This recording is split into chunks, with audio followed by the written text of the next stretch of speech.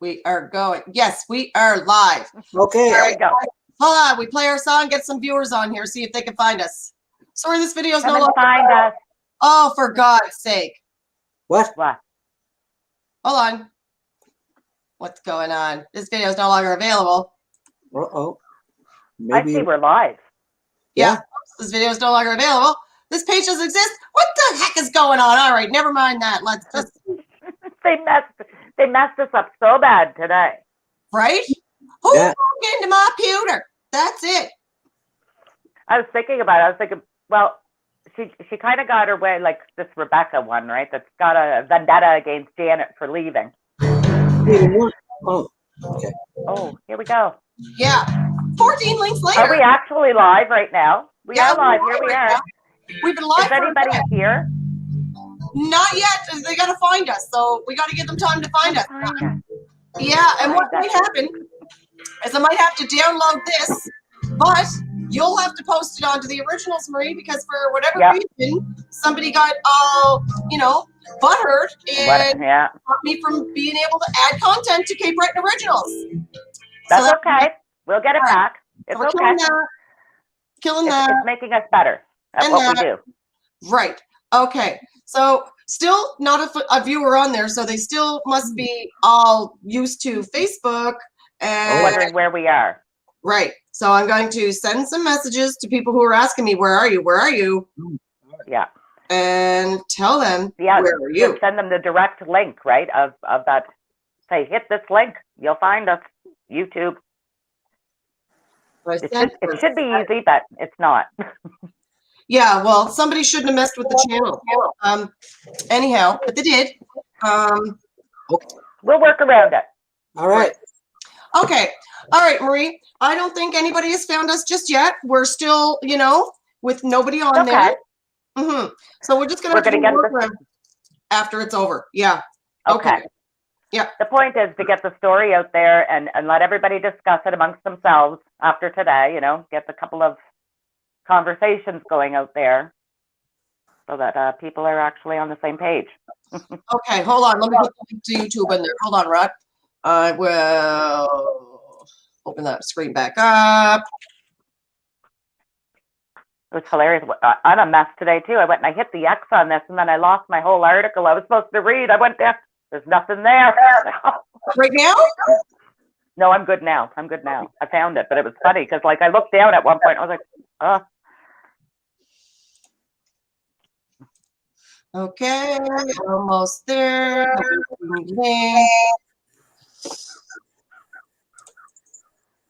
They said it was going to rain today. It's beautiful out there again. Rain, yeah. I'm taking a non-work day for the first time in a week. So you need that. I'm just going to chill out today. All right, that link seems to have brought people into here. What's going on? Hold on, I got to get it off of YouTube. This is crazy. What? What? Just trying to connect everybody. Yes, this is getting right on my nerve right now. Hold on. Can we talk like we're right capers, like for the rest of the freaking broadcast or what? What do you mean by? What? What do you mean? Like we're capers? Like what? What do you mean by? What do you mean? No, she's right at me. Oh my God. Okay. It's supposed to be serious. I was just hearing myself again. I was like, oh, don't let her talk anymore.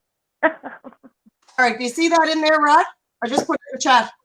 Okay. Everyone can see and hear you. Put that onto your Facebook so that, Marie, you share that too and tell people that that's the link that they got to go to. I'm going to slap it in our Facebook on the regular page. Okay. I will be going for a moment. Yeah. Hold on. I have to update that one more time. It keeps being a real jerk to me every time I touch Cape Breton Originals to add any content. It's like, oh, you can't, error. Not good. I know. Here's the working link to today's show. Okay, I see that. No, that's not it. Is this actually? No, that's the stream link. No, I don't think what you put on Cape Breton Originals. No. Yeah, that's not it. Yeah. Oh. I'm putting it now. The right one. Delete that. No, the one I just gave you was right. Okay, yeah, I'm in that one with you guys, right? My God, isn't technology wonderful? Okay, all right. So there it is. Did you give it to? Oh, I see. You give it to my other page. I see. Do you see it? Posting. God, We're 12 minutes in and we haven't read a thing. Good God. All right. So do you see it on there now, Marie? Yeah, it's showing us. There's the link to today's shows. And when people click on it. Okay, so where did you send it?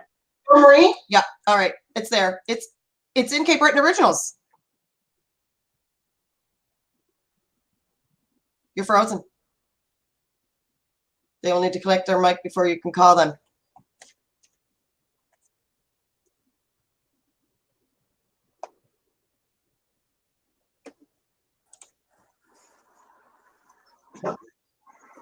I don't see you, Rod. Did you hide your face? Yeah. Oh, okay. Why? I'm back. Well, you're frozen. We've got to. Yes. All right. So she's frozen. We actually have. We got a viewer now. Yay! Finally. Get out. Who's here? It doesn't tell me who. Okay. Very good. Yeah, I just get numbers, but not names. Okay. So anyhow, people are able to find us now. I don't know what's going on. I'm going to pull her out because she's going to have to re-add herself back in. Add back in. Did it work? No. No. So, 215 children buried at a site in BC, British Columbia. What do you think? I think that it couldn't be any sicker. There's absolutely, I can't even think about it because I just can't imagine that they did that. I can't imagine there's people that are in charge to look after other people, and that's what they did to those children, to somebody's loved kids. I hate to say it, but I think it's, and I really don't care. I think it goes hand in hand with the policy of the Catholic Church. I really do. They're monsters. I think the Catholic Church is and they're monsters. Oh yeah, complete monsters. Like you know, and okay, I think Maria's figured it out. There she is. Perfect. All right, finally. So we got viewers now. We've got all of us here together. It's been quite the workaround, but Rod and I were here. The catastrophe of what's called the Catholic Church, and that they should be basically abolished, in my opinion. I didn't get goddamn coffee for today's show, guys, but I ain't worried about it. So what we'll do now is let everybody know today's discussion, of course, is on CBRM corruption. But this week we've got so many articles to talk about because there's been a lot. We haven't had a show last week, so we've got a lot to catch you up on. So it feels like we're bouncing around like a ball. We probably are because we have so many things that we want you guys to be up to date on, and we've got a real line in the sand here that we can show it, connect the dots on how something happened and how it happened for so long in Cape Breton. So wait till you see that little spicy tidbit, guys. All right, so Marie, hit us up and start reading us some good bits. All right, so this one came from Saltwire, and it's called Port of Sydney CEO Pushes Back Over CBRM Councillors' Concerns About True Leadership. Here we go. Ian Nathanson, the person who wrote this article. Yeah. So, a council meeting with the Port of Sydney Development Corp, hoping to improve communication, nearly dipped into a communication breakdown between one councillor and the port's chief executive. Not long after Gordon MacDonald joined his fellow Cape Breton Regional Municipality councillors and Mayor Amanda McDougall in praising Marlene Usher's efforts to keep the port afloat amid a pandemic, the District 1 representative then grilled Usher over various concerns he felt were undermining true leadership. We didn't talk about the public letter that came out regarding our in-camera session with Nova Port's Albert Berbucci on May 18th, and the subsequent letters that came from the former port chairs and Marlene Usher, along with the CEO of the Cape Breton Chamber of Commerce, along with a letter through one of the former port board members, MacDonald said. Oh, so can I stop you there? Mm-hmm. Yes. So these in-camera sessions, right, are supposed to be private. And everyone that's in there is not supposed to reveal any of the information that's going on. So someone that was in attendance of this in-camera meeting broke broke their dictate what they were dictated to do, and leaked the info to Marlene Usher. Right. What went on there? So someone in that that was in that in-camera meeting is leaking info to Marlene Usher. Exactly, Rod. And I'm not surprised. Go ahead. All right. So, when our CEO of the port is telling us that true leadership comes from supporting something that we have no information on, I don't believe that's true leadership, he added. I believe true leadership is about being able to gather all the information and making decisions regarding that stuff. So I have a lot of concerns about that email that was specifically written and how it got into the public's hands. Concerns about how the information from a private in-camera session ended up in the hands of our port board chair and CEO. Concerns about the port board chair's email managed to get to the CAO of the Cape Breton Chamber of Commerce in a blind carbon copy to us, and how the Chamber of Commerce gets to have input on whether or not the new council and former councillors are given true leadership to the CBRM. Exactly. So wait, let's just ponder right there. I want to bring up that point that I was making. So hold on. Now it's my turn to read for just a second. So I want people to see. All right. So this is on the internet, and everybody that goes online can look up www.cpans.ca/web/cap/CPANS News Marlene Usher. Okay, so this information is available for everyone. So this is her portfolio of what she's done. She was born in Sydney, as we know. She became a trusted and respected businesswoman and community advocate in the past 30 years. She received her Bachelor of Business Administration degree in 1989, and she began her career with KPMG and earned her Chartered Accountant designation in 1992. So remember that. She began her career with KPMG. That's all I wanted to bring you to attention to. Now let's go to an article that was written yesterday. All right, so yesterday I came across this. I came across wealthy KPMG clients continue to dodge taxes for years after Canada Revenue Agency detected offshore sham. And that led me to thinking, KPMG, that's a registered chartered accounting company. And who started off with KPMG? So I'm wondering, their practices couldn't change because they would be preaching and teaching the exact same thing all the way to make sure that their accountants are on the same page and that they're all doing the same thing. Shading and shystering money any way they can. They'll siphon it in anyhow and make it go magically poof somewhere. So let's see what CBC had to say about KPMG. All right, so CBC. After amassing a fortune selling scrap metal, this particular fella came to Canada in the 90s. All right, that's when she started with KPMG. All right, and they settled in Victoria. Blah, blah, meant they would eventually start paying taxes on their $25 million in offshore accounts. But guess what? Instead, in December of 2001, Peter and Sons, this is the guy from the Crooker Company, signed up for a massive offshore tax dodge designed and run by the Canadian accounting firm KPMG, and virtually no income tax for more than a decade, according to documents filed by the Federal Court of Canada and the Tax Court of Canada. So that's my point. My point is she started her career off with KPMG, who has been for over 20 years under the Canada Revenue Agency's eyeballs and seeing something ain't right with KPMG. And it's something ain't right in CBRM. Not weird. KPMG trained this one so that she could basically, we didn't call it that back then. These studies are, for KPMG, these studies are their way of siphoning our coffers dry. Stop letting them do it. Get that witch out of office. She's a crook. Well, don't say stuff like that now, but CBC is calling KPMG crooks, and if KPMG trained her, hey, it is what it is, Rod. Okay, I'm going to play the devil's advocate here, okay? You do that. Yep. Here I go. Okay. What is the job of any firm that you contract to do any kind of financial business for you? What is their job? The job is to be private. No, private. No. The job is to make you money. That's it.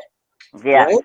Right? Yeah, true enough. But where does it say that you steal money to hide money and be a crook to the government? She's working for the government. So how's she working in the government and being crooked to the government? Here beyond that, here's my point with Marlene Usher, right? Is that okay, beyond KPMG, and that's a valid point you got there, Janet, right? Is that the practices that you learn in your career, you carry over throughout your career. That's right. Yeah. But if you look at Marlene Usher, here's the bottom line that I always look at. In business, we have this thing called wins, right? Where you have a win, you make a profit, you develop a port, or something works. A win. Now she was involved with ECBC, which was an economic development agency for Cape Breton. Went down for fraud. Is that a coincidence? Huh? Yeah, well, no, they got shut down, basically. Activities. Does that not tie into this? Yeah, but here's my point. Did Marlene Usher ever have a win? Has any project she's been involved in ever created jobs or actually worked? No, not for the community. We're not finding any. No. Yeah. Helped No, everybody. there is none. That's right. You look at East Bay, we've looked at Benyon. Has any of those projects worked and made Cape Breton better? It has one percenters, the elite in her little group. That's the only ones who are benefiting from any of the things that she touches. The second she touches it, it removed any funding that the rest of us little lowborn, lowlifes, poverty people would ever be able to use, and made it so rich people can keep us away from it.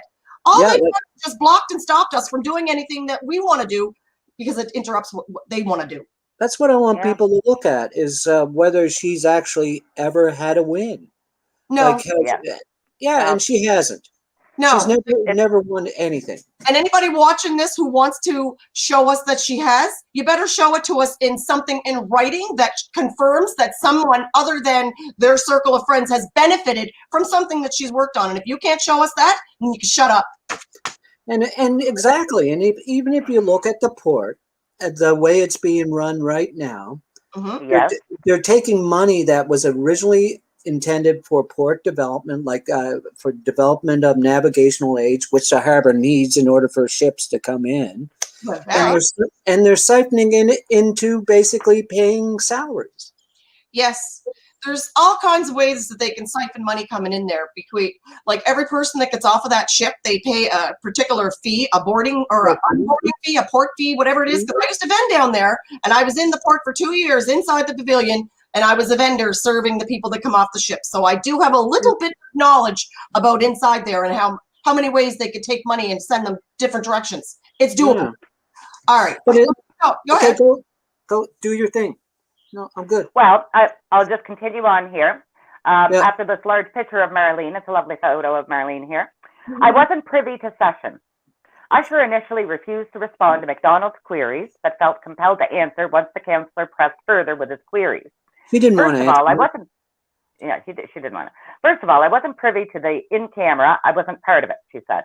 So I don't know what was discussed other than port development that I'm already partially aware of because of my relationship and role with Novaport. In terms of any correspondence, I haven't blind copied anybody. The reason I sent that email out is because I know that Novaport is seeking support from the federal government, and the federal government has come back and have had conversations with them too, because they're looking for support from the community and from the CBRM. Stop. Okay, let's get some clarity here. That right there is not under her mandate. As we've discussed before, under Cecil Clark, that was taken away from her mandate. She's not even supposed to be having discussions with Novaport about the development of such and such. So why is she even having these discussions with Novaport at this point in time? Why? Because she has an interest in it. What is her interest? She wants it to succeed. It's a self-serving. I find her very bold.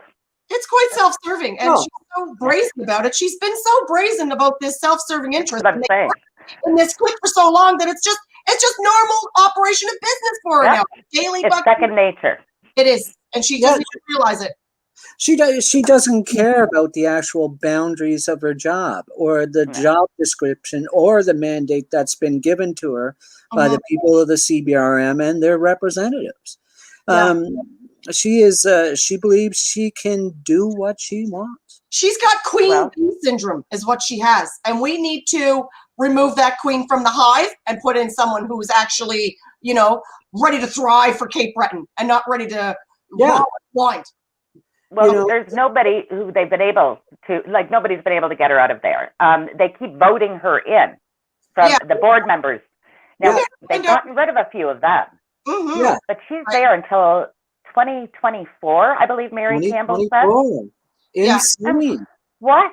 Like, what? How does this happen? Like, because the board members voted her in. Well, who are these board members? And who were the board? And here we go. Who were the board members picked by? Right? Cecil. What a big circle we're going in. Cecil handpicked those board members, and we all know Cecil's whole existence was to jab straws, not a straw, but jab many straws into as many studies and as many government grants as possible. All the money that was coming in through here was like super siphoned. It was like I can't even describe how bad that before the money even hit the bank, they already had it spent. Okay, keep going. Yeah, that's a good point. Is that before the money even came in, they had it spent. Mm-hmm. And the whole thing about it is, who are they spending it on, and who gets the money? Nice. Yeah, people always have to ask that question: where's the money going, and who is benefiting from it? Simple questions, but that really. Well, we're trying to find the answers. We're trying to figure that out for everyone, right? This is the whole point of this, because with an article, that's great, right? For each article you read, you take it with a grain of salt. But when you read a few of them, and it's always just the same theme to it, which is basically we are being ripped off all over the place from the same people over and over and over again. People have to stand up at some point and start speaking about it together and getting that fixed. You can't just keep letting the problem get bigger and bigger. But that's what they've done. Right? Yeah. Well, the thing is that I think among, I come from a real blue collar background, is that among a great majority of the working class here and the poor in our community, is that they believe that they can't do anything. Yeah. But that's not true. One voice is very little. Many voices is loud. We need to come together for Cape Breton. If you love Cape Breton and you feel we're being unjustified here with what's going on, you got to help us. Share this video. Get the word out. Let people know they're stealing us blind. And if we keep sitting back and letting them rob us, we will be in such worse condition in 10 more years. Every decade, we're worse than the decade before. When I first came back to Cape Breton the first time. Okay, how long ago was that, Rod? How many years? About 20 years ago.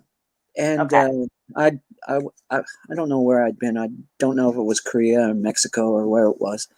But I met up with a guy that was involved in economic development, pretty high-placing bureaucrat. And I went to school with him, and he's a good guy. He's a good guy. And he said something really telling to me. He said, Rod, listen, and I'm going to do my best impression of him because he was from Glace Bay. Rod, listen. Okay, great.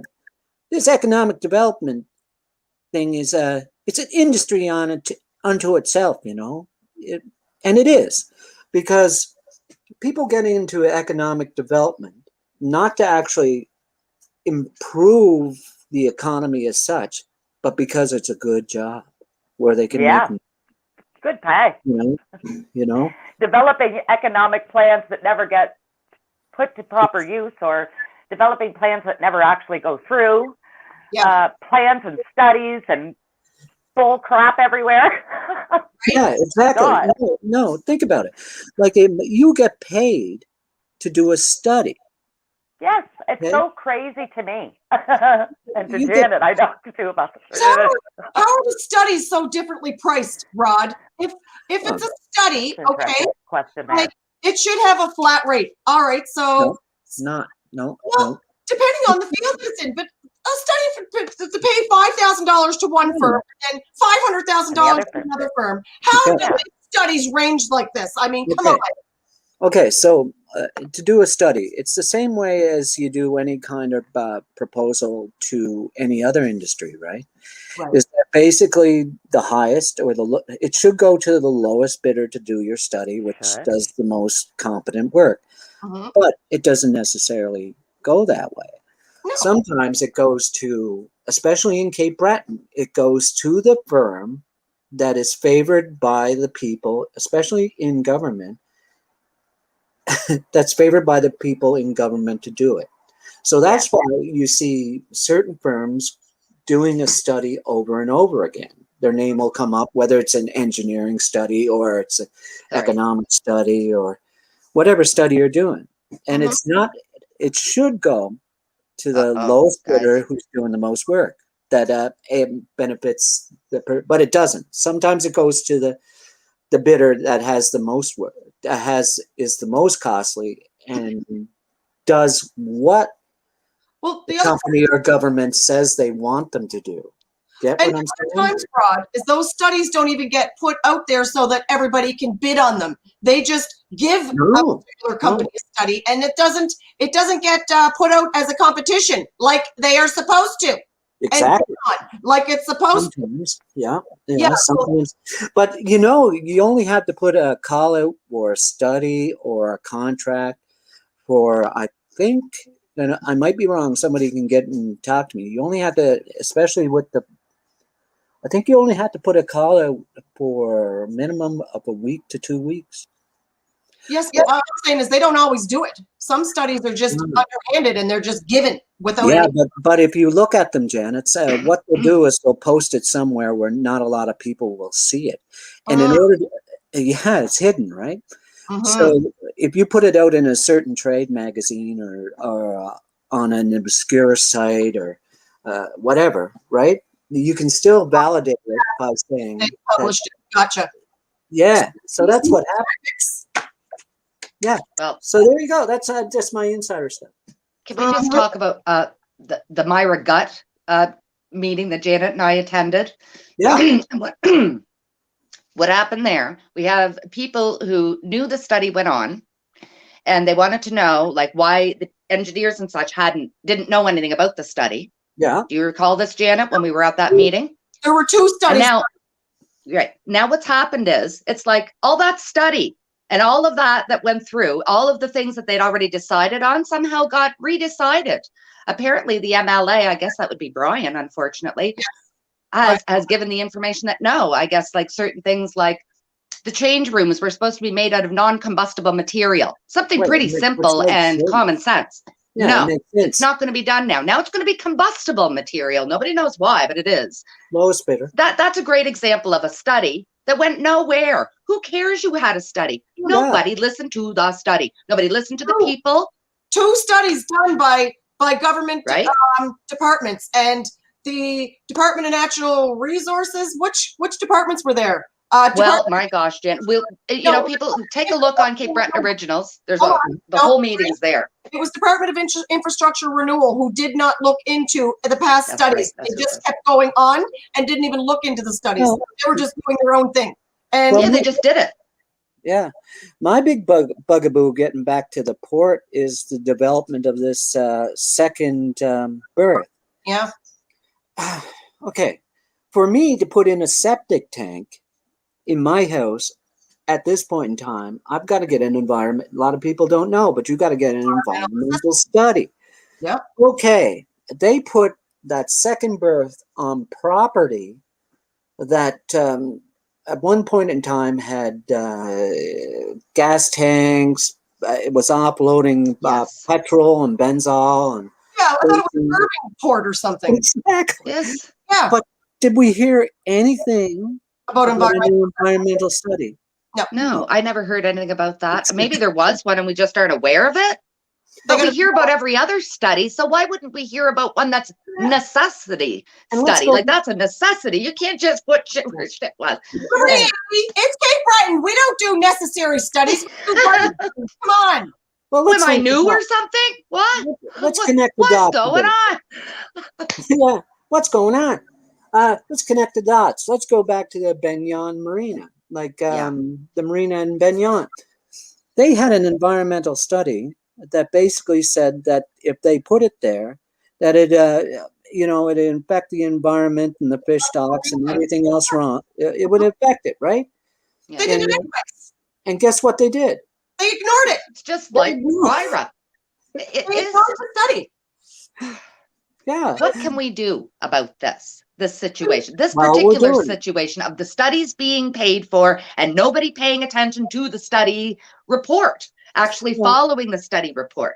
we're actually doing it. Who Like, do we go to Oh, to complain about this? We go to the people that already know about the studies, that know that these took place. We need to change who we have in office, Marie. Is the only way we can change this. Is we have to get people in who take their job seriously and aren't there just for the paycheck and for the sidekicks of it. You know. well, I think you got to really look at again, here's the way the bureaucracy looks at our elected officials. Okay, is that are elected to a bureaucrat that's been in place for like 20 years, 25 years, right? Mhm. He looks on an elected official as someone that has a temporary job. And once they're not elected again or they resign or whatever, someone else is going to take their place, but he or she, the bureaucrat, is still going to be there. Yeah. So these are the people that we need to look at. Are the bureaucrats and the entrenched bureaucrats in Cape Yes. Breton that have been there for a long period of time. Mhm. Because these are the people that are making the decisions and are actually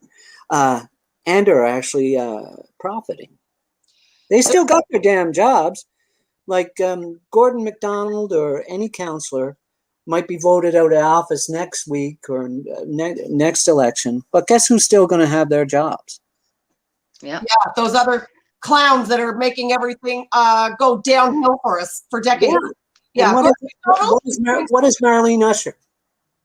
What is she? She, in my opinion, well, I'll tell you, I don't like leeches, but she reminds me of one. No, she's a bureaucrat.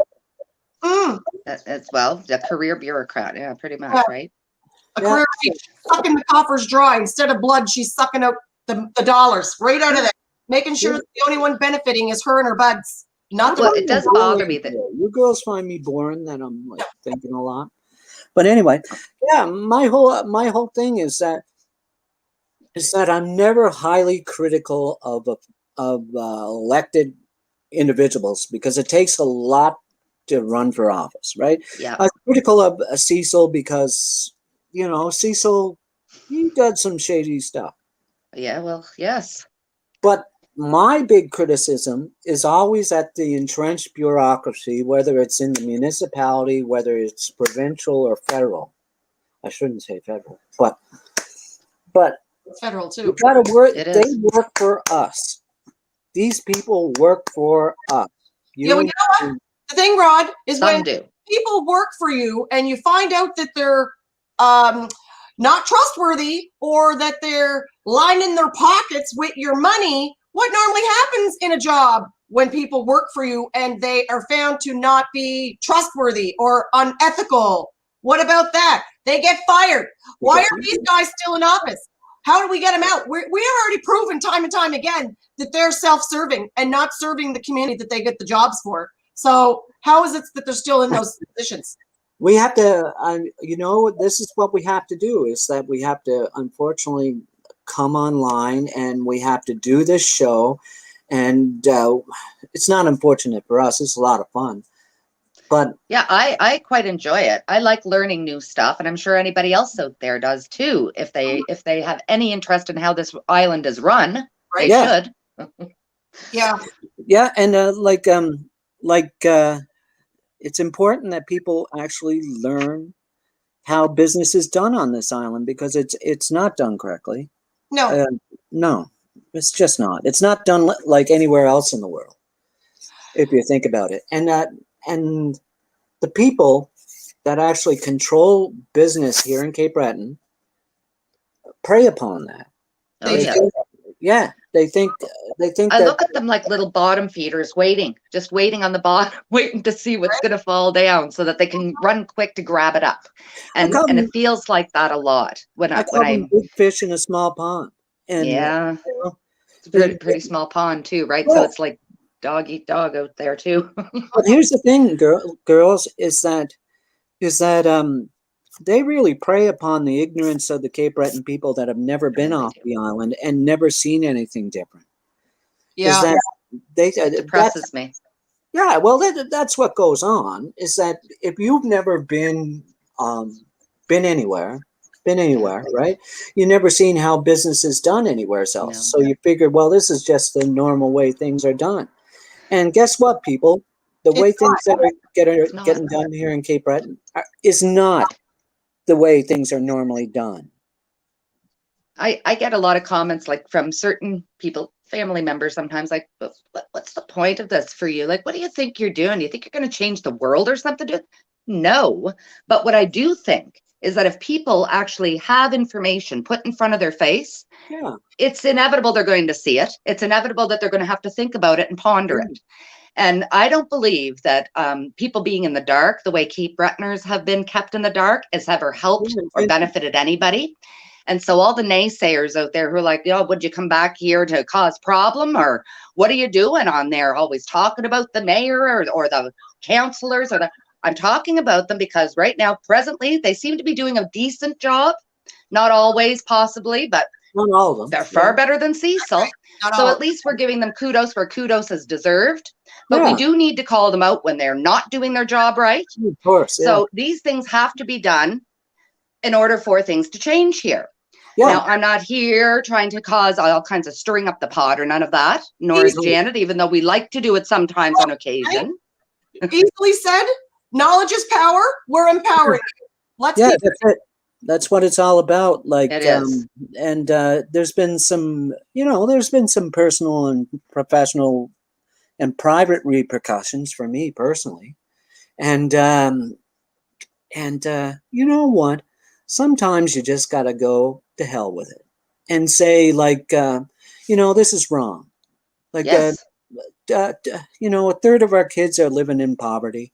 We have an estimated unemployment rate here in Sydney of 25%. Wow. 1 in 4. Wow. One quarter of the people are not working.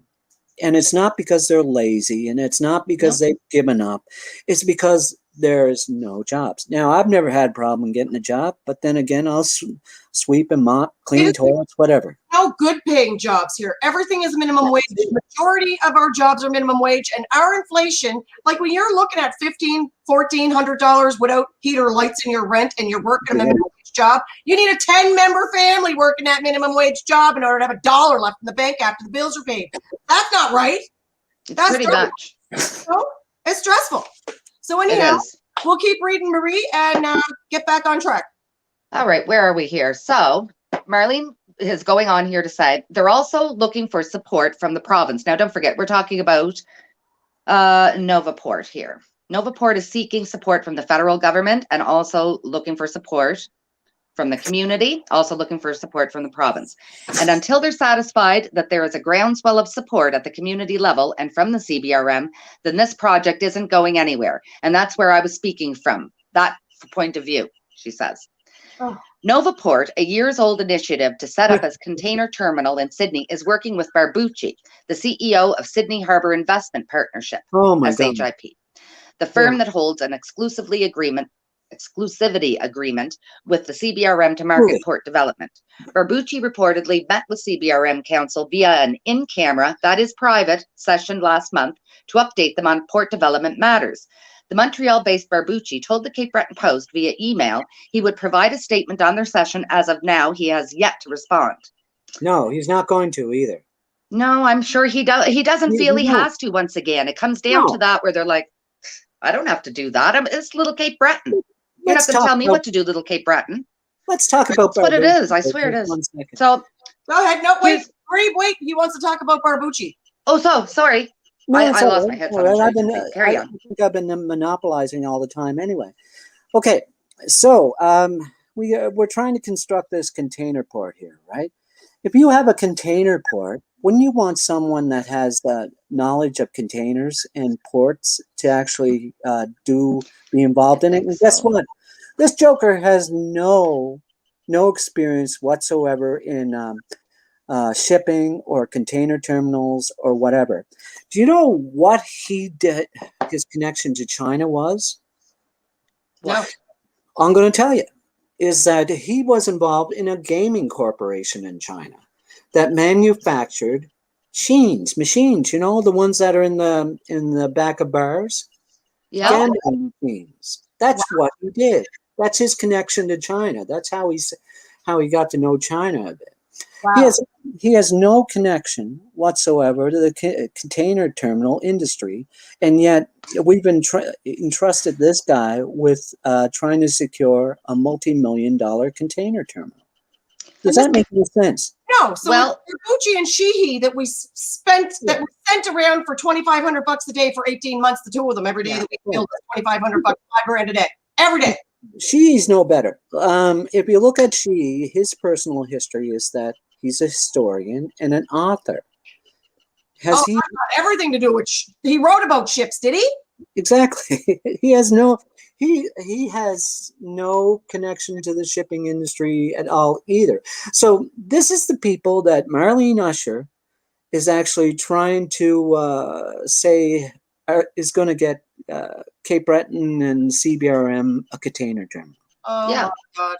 Yeah. Well, when we do our Wally trials, I think part 4 is what we're going to be, whenever we do it, we'll be able to explain a little more how these people all got entrenched together way back then. Mhm. Way back in, when was that, the 90s? They all got, yes, but it goes beyond further than them, Marie, because there's been stick passing, like when you're doing a race and it's got 4, people in it and you pass the stick off. Well, there's been politicians that have been passing off the corruption stick. The corruption stick has gone from previous generation politicians to the next generation politicians. So their buddies are still in the back loops. Like, look how funny was it that Manny McDonald was representing and was ready to back and did back Cecil Clark. Now, Manny McDonald was back in the 80s. Okay. I don't know about It that. goes for you could either even in this, and Roger Cuzner doesn't like me bringing this up, but Roger Cuzner actually campaigned with Cecil Clark during his first election. Mm-hmm. No wonder, and he's probably a conservative, and it was so funny. I never understood this because, like, Cecil Clark actually ran against his best buddy, Mark Eiking, against Roger Cuzner's best buddy, Mark Eiking, and then he was out on the campaign trail with Cecil Clark. Well, they're very we know of a couple of people doing that too. We won't mention names, Janet, but we know of something shady going on right presently now, and really? we can't mention names, and we're not going to get in shit over this, but toodles, whatever. Anyways, recent scrutiny. Shall we carry on? Yeah, do your thing. Recent scrutiny. Usher and council have been facing recent scrutiny over the CBRM's nominating committee opting to select new members to fill the roles of port board chair and vice chair and not renew the appointments of Jerry Gillis, the previous chair, and Alan Pendergast, the past vice chair. That prompted 2 other board members, Glenn Morant and Troy Holm, to resign in protest. It's indicative of the lack of experience, immaturity, and working at the strategic level by the CBRM Council, Gillis told the Post a few weeks ago. Major burn. Those comments upset not only McDougall, but other nominating committee members such as McDonald and Glenn Perouche. We thought we made the best decision going forward, Perouche told council. I take a bit of offense when someone goes to the paper and to say that maybe we weren't. And I'm paraphrasing here. Maybe we're not up to speed, not educated on the situation. That makes me unhappy to know that as your board and as the CBRM, we are trying to work together, maybe be a little more transparent than we have been in the past. Damn right. Where council, the mayor, and Usher all agreed centered on the need for better communication between the board and the CBRM. I believe that something could happen with the port, McDonald said. Do I believe there are obstacles there? Absolutely. But I want to know the information, how that information is laid out, and who or what benefits from all the information. I do support the port. I'd love to see the development there and what's going to happen. So that's the way Gordon ended that. We don't. But he's right, I feel like. But it seems to me that they're left right in the dark. That port had many years and many opportunities to develop, and it hasn't. It's been not very, it hasn't been making the money that it should have been because it hasn't been run by the people who have the knowledge to run a freaking port. Listen, we're still at the starting blocks here. Like after 10 years, I've walked the Greenfield site. like I have, and it's overgrown now. It's if they want, it'd be like starting over from fresh over at that site. Like if they want to build a terminal, it's going to be it's a joke. Let's just call it what it is. This whole container terminal thing at this point, it's a joke.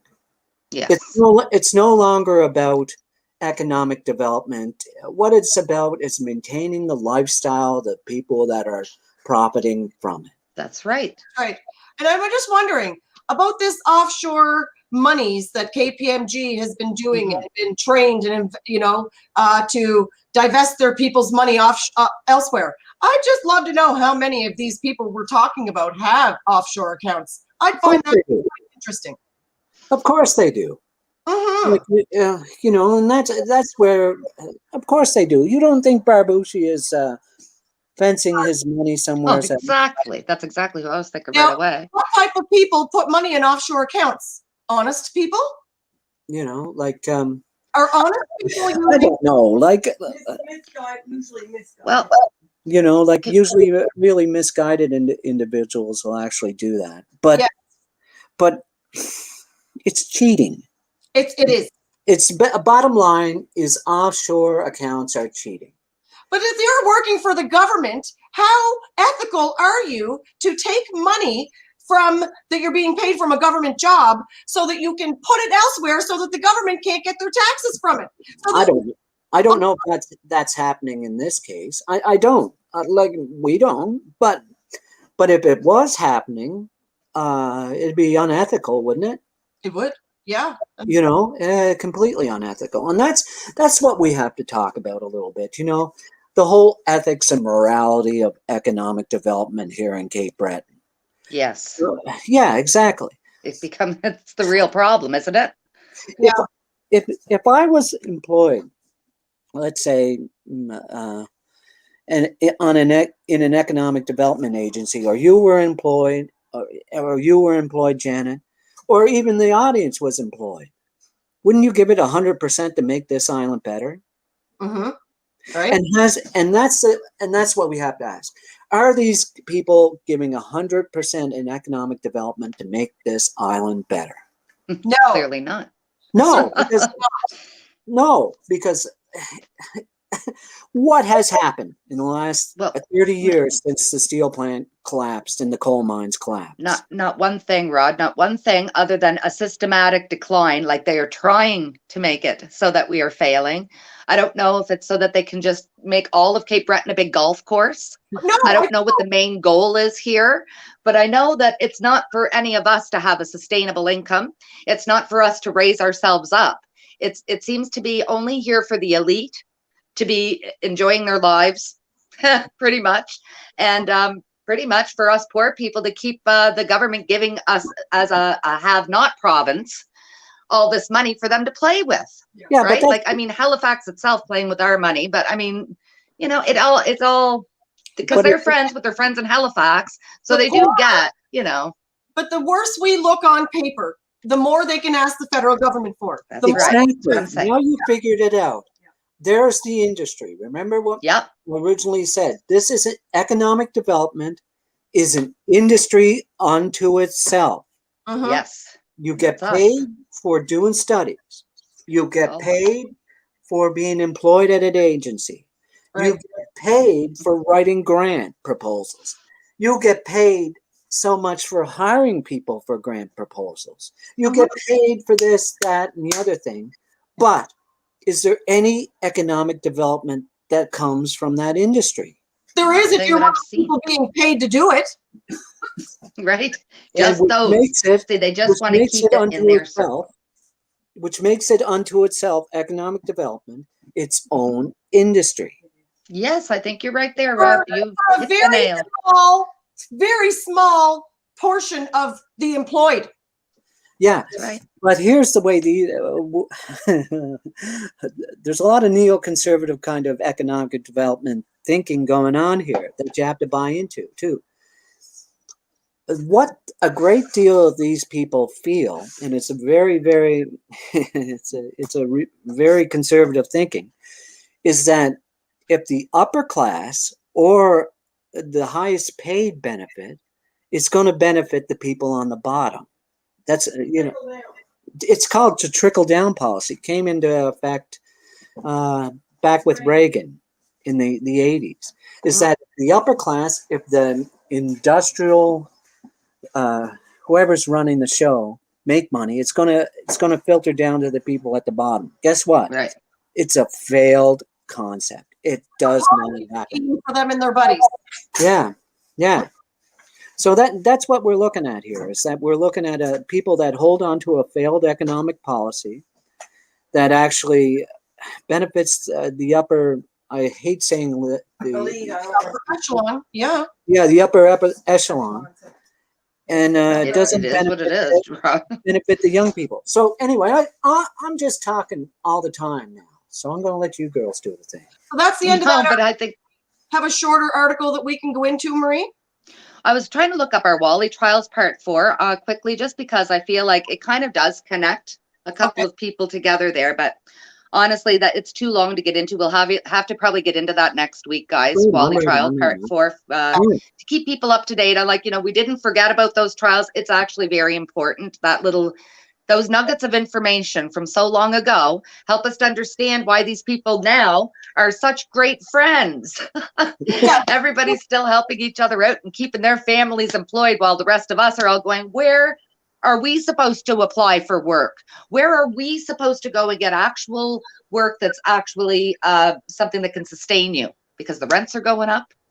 Oh yeah. We know hydro is certainly not going down in any costs at all. No, Nova Scotia. Everything's going up, but nobody's got that job that's going to sustain them. So we're not bouncing all over the place. All these different articles relate to all these same people, and it's just a very huge scope. And we're trying to bring the scope in so that it will make sense to you all. And because it is so broad, and it really is, it's hard to grasp. And we're trying to put it together in a puzzle that will eventually make complete sense to you guys and infuriate you like it has done us. Right, guys? Yeah, well. Pretty much.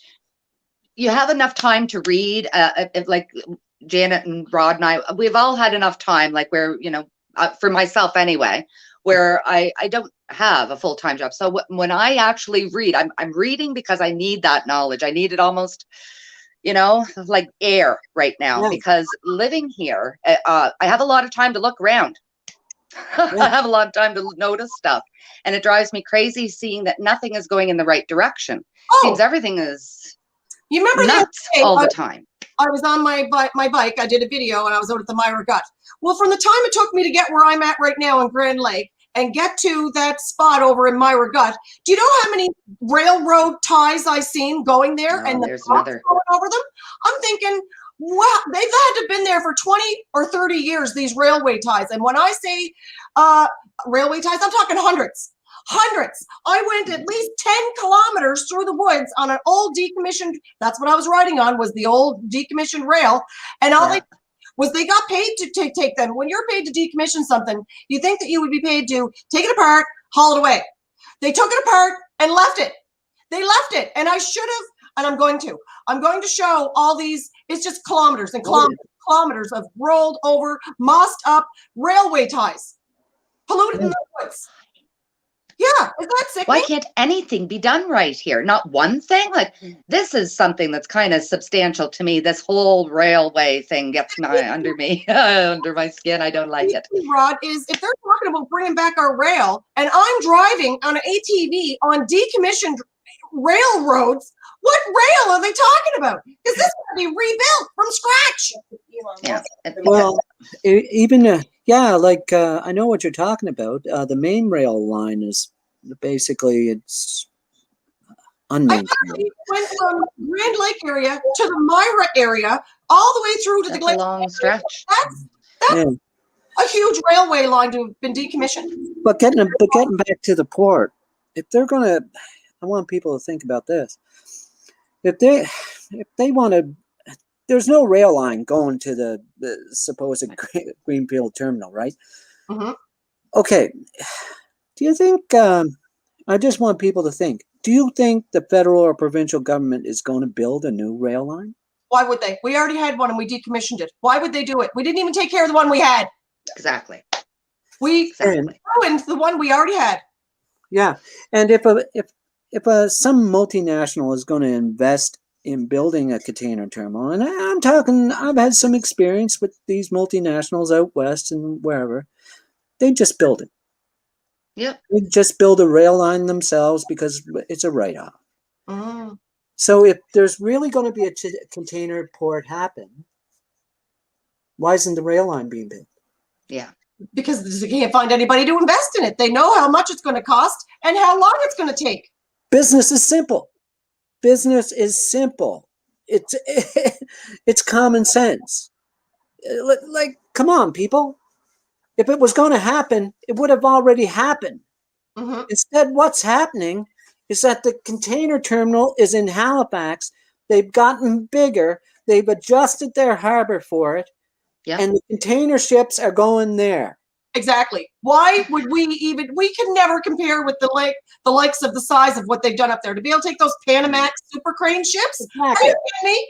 We'll never in a million years. What are they going to take out? I found on the web. Alexa, shut up. According to its So what they'll do is That's what she's always talking.